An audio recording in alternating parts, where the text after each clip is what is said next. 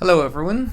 In this short video we're going to talk about how to design a column according to the Eurocode 2 and the German Annex with Altair as concrete. So when we open concrete's interface, this is what we're going to get. First, this is our beam section, but over here on our left side we have our beam sections, our column sections, and all the different types of sections that are supported.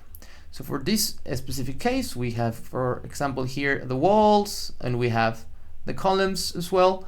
So for this one, we're going to go ahead with a rectangular column, which is what we want to design, right? So please notice that you can click and drag your column to specify the different sizes and play around with it. So for this case, we're looking for a 300 by 300 millimeter square column.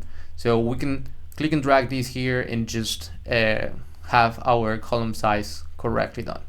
Additionally, we can also go to Edit and Section, which will pop up this section edition dialog where you can input all of those miscellaneous, like the sizes and the clear cover, which in this case we're going to be setting here. Also, if we want to have a hole in the column, we can do it. In this case, we're not going to do it.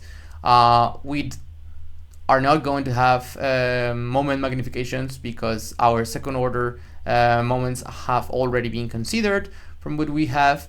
Then also, what is really important is to select the correct concrete building code. So here we have the different options, and for this one we're going to go with Eurocode 2 German Annex, and as you can see, the different options have been applied to that, whatever applies to the German Annex, such as here the slenderness effects, we can consider them or not. In this case it's a short column, so we're not going to do that.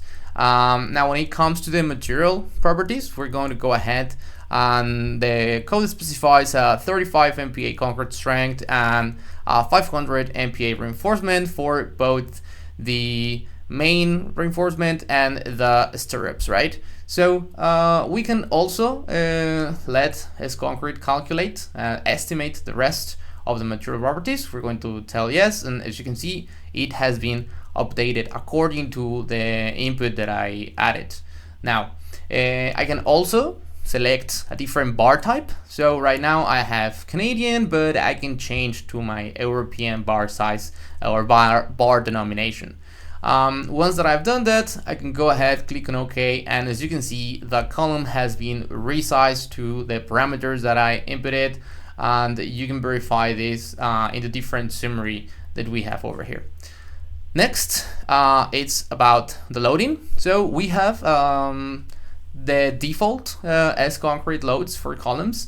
But we can just click here on clear and say yes, and everything's going to be now clear in this spreadsheet.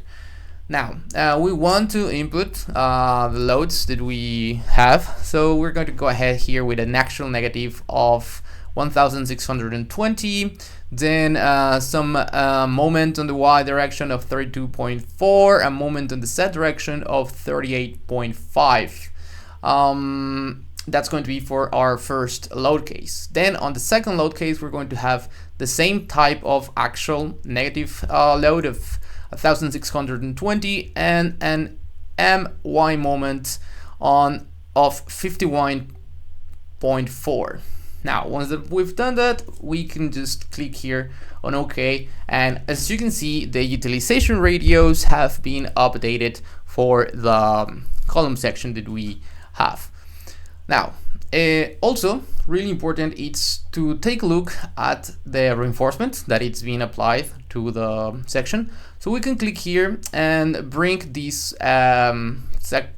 reinforcement dialog where we can set the different types of reinforcement available for columns, such as the splice type, which for this case I want to change it from tangential to radial, Remember that this is going to affect different parameters such as the maximum spacing of the bars. I can also select which bar sizes I want to have. For this case, I'm going to go with 25 bars. I'm going to have 2 bars in 2 different rows with 1 layer, and when it comes to the horizontal one, I'm going to stay with my number 8 bars, and I'm going to keep these into my rectangular array.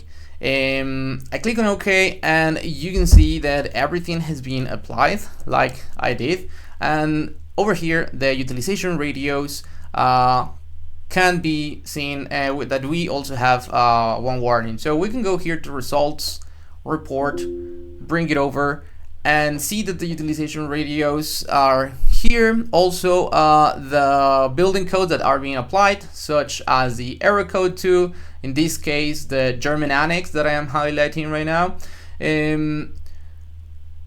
Also, if we scroll down, we can take a look at the code checks that are being performed. We were looking for a 0.66 utilization radio here, which is what we had on our hand calculations, and that's exactly what we got. So you can verify here all through the design report that everything's being applied, everything's being code checked, and you can also take a look at the clauses that are being applied.